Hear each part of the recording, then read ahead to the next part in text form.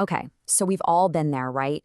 You're launching a new project, a new website, and the number one thing on your mind is making it look absolutely incredible. But what if I told you that focusing on looking good could actually be one of the most expensive mistakes you can make? Let's get into why that is. It almost always kicks off with this one simple thought. It just needs to look good. And, that feels right, doesn't it? Of course you want something that looks professional and polished, but that mindset, all by itself, is the trap. Because when looking good is the only thing you're aiming for, you end up with some seriously painful problems. Conversions that are just flat, websites that confuse the heck out of people, and yeah, a whole lot of wasted money. So let's totally reset that thinking. To get out of this trap, we've got to untangle three key ideas that people get mixed up all the time: branding, design, and what we'll just call aesthetics. So first up is branding. Now, I like to think of this as the website's soul. It's your identity, your personality, the whole emotional vibe. It's all about answering that one huge fundamental question: who are we? Now, what's really, really important here is what branding doesn't do. It's not going to organize your content for you. It won't figure out how a user should move through your pages, and it definitely won't fix a confusing layout. Just remember this: putting a great brand on a broken website, well, you've still got a broken website. And that is where web design comes into the picture. See, design is all about the mechanics. It's the structure, the layout, the raw usability. Its job is to create clarity. It answers a completely different question: how does this thing actually work? So you've got to get this one crucial point. Design is functional problem solving. It is not art. It's a whole series of deliberate, thoughtful decisions that are all meant to do one thing: guide a user, cut down on their confusion, and help them get where they need to go. And this slide really nails the difference. Branding is asking, who are we? Design is asking, how does it work? So branding creates a feeling, right? But design creates clarity. They have to work together, for sure, but they are not the same job at all. So, all of this leads to a super important point: the order of operations. If you want to build a successful website, you absolutely have to do things in the right sequence.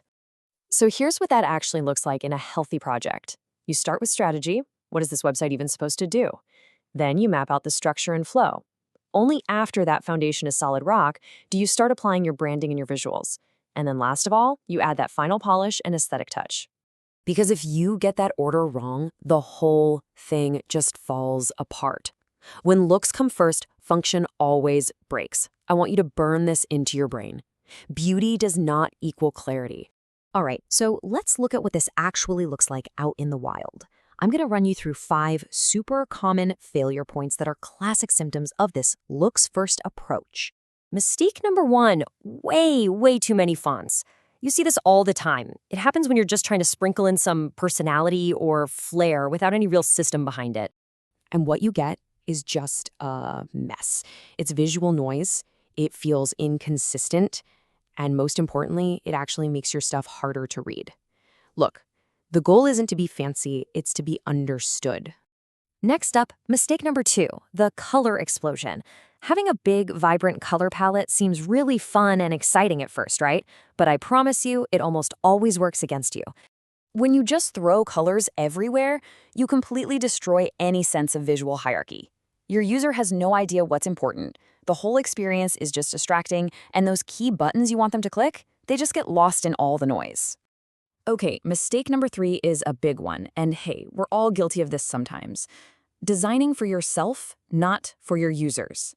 This is when your personal taste, like maybe you love tiny, delicate text or really artsy layouts, gets in the way of basic usability. And that pretty much leads directly to mistake number 4, cluttered pages. You think you're helping by cramming everything onto one screen, but what you're really giving your users is decision fatigue. They get so overwhelmed they don't know what to do, so they end up doing nothing at all. And finally, mistake number 5, no visual hierarchy. This is really the ultimate result of putting aesthetics first. It's simple, really.